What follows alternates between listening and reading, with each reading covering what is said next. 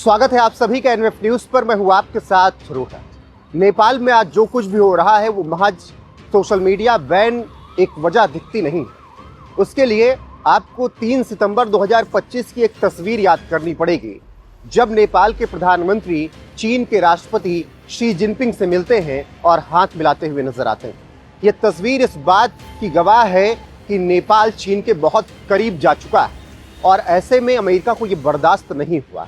तो क्या अब नेपाल की धरती चीन और अमेरिका की जंग का एक नया स्थान बन गई है? क्योंकि इससे पहले भी हमने ऐसे हालात देखे हैं जब पाकिस्तान चीन और अमेरिका के लिए जंग की जमीन बनी थी, क्योंकि भारत और पाकिस्तान के बीच पहलगाम हमले के बाद तनाव वाली स्थिति थी।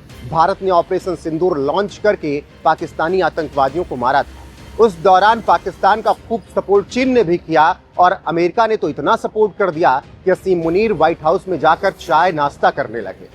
तो हमने पाकिस्तान में ऐसे हालात देखे हैं, श्रीलंका की धरती पर ऐसे हालात देखे हैं, बांग्लादेश की धरती पर ऐसे हालात देखे हैं, जहां पर उस देश के अंदर उथल पुथल तो मची, लेकिन कहीं ना कहीं असली जंग दुनिया की 2 बड़े ताकतवर देशों के बीच रही। वो देश चीन और अमेरिका रहे। तो क्या अब नेपाल वो धरती बन गई है जहां से चीन और अमेरिका आपस में अपनी जंग लड़ेंगे? चलिए विस्तार से बताते हैं।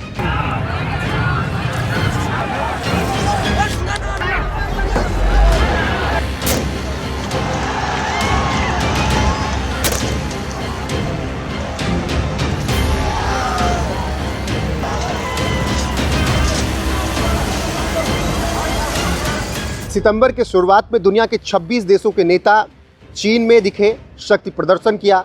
इन्हीं में से नेपाल के प्रधानमंत्री केपी शर्मा ओली भी शामिल दिखे। चीन के राष्ट्रपति शी जिनपिंग से हाथ मिलाते ओली शर्मा की तस्वीरें पूरी दुनिया में सुर्खियां बन गईं और इस तस्वीर ने बता दिया कि चीन के करीब अब नेपाल हो चुका है। लेकिन हैरानी की बात यह है कि चीन की इसी ताकतवर परेड के महज 5 दिन बाद नेपाल जल उठा। अब सवाल उठने लगे कि आखिर नेपाल में संसद पर हमला किसने करवाया? क्या ये महज केवल सोशल मीडिया बैन की वजह से था या इसके पीछे कोई बड़ी साजिश थी? नेपाल सरकार ने अचानक फेसबुक, यूट्यूब, इंस्टाग्राम और ऐसे तमाम 26 सोशल मीडिया प्लेटफॉर्म बैन कर दिए जो अमेरिका के हैं। उसके बाद बवाल मच गया और उग्र प्रदर्शन हुआ, आगजनी हुई और स्थितियां इतनी खराब हुई कि सोशल मीडिया बैन सरकार को हटाना पड़ा। गृह मंत्री रमेश लेखक ने इस्तीफा भी दे दिया।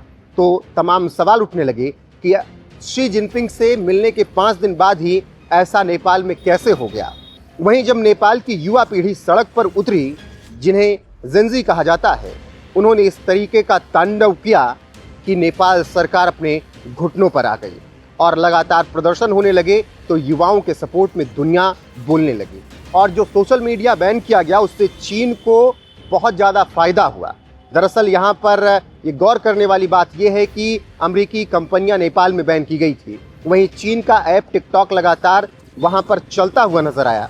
सरकार के फैसले के बाद टिकटॉक नेपाल में एकमात्र बड़ा प्लेटफॉर्म बचा था, यानी अमेरिका के सभी सोशल मीडिया प्लेटफॉर्म और कंपनियां नेपाल ने बंद कर दी थी, लेकिन चीन के ऐप टिकटॉक को नेपाल सरकार ने नहीं बंद किया।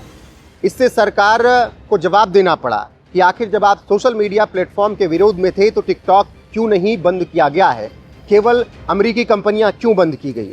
अब ऐसे में नेपाल में अशांति फैली तो फिर तमाम वही सवाल उठने लगे कि क्या चीन के ऐप को नहीं बंद किया जाना चाहिए था?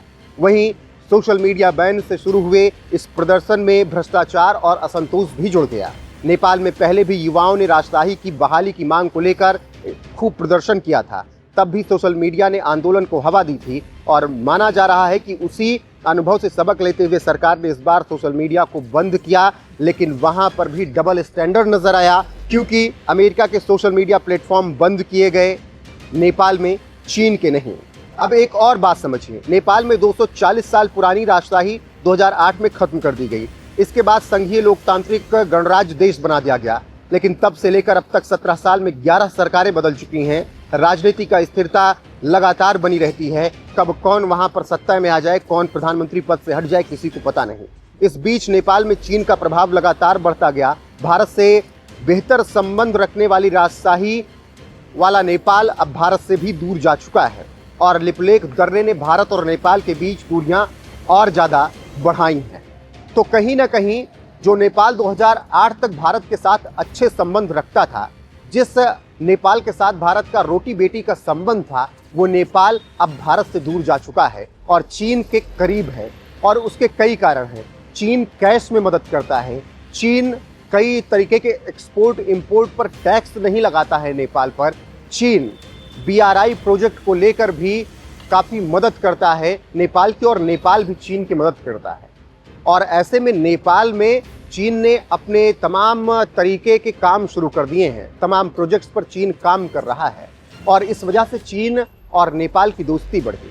और ये बात निश्चित तौर पर अमेरिका को पसंद नहीं आई, और अमेरिका से लड़ाई पिछले लंबे वक्त से नेपाल की चल रही है। कई ऐसे समझौते हुए जिस पर बात नहीं बन पाई, और डोनाल्ड ट्रंप के प्रशासन में आप जानते हैं कि जिस देश से उनकी बात नहीं बनी, वहाँ के क्या हालात कर दिए गए। जो बाइडेन के कार्यकाल में भी इसी तरीके की तस्वीरें देखने को मिली थी, वो चाहे श्रीलंका में बात हो, पाकिस्तान में बात हो, या फिर हाल फिलहाल में बांग्लादेश में बात हो। जिन्होंने भी अमेरिका की नहीं सुनी, चीन के करीब गए, उनको यही खामियाजा भुगतना पड़ा। तो नेपाल सरकार ने क्या डबल स्टैंडर्ड अपनाते हुए सोशल मीडिया बैन किया था? टिकटॉक खूब चल रहा था, बाकी फेसबुक, इंस्टाग्राम, एक्स, यूट्यूब सब कुछ बंद कर दिया गया था, और इस तरीके से 26 प्लेटफॉर्म बंद कर दिए थे। तो क्या अमेरिका को ये बात पसंद नहीं आई?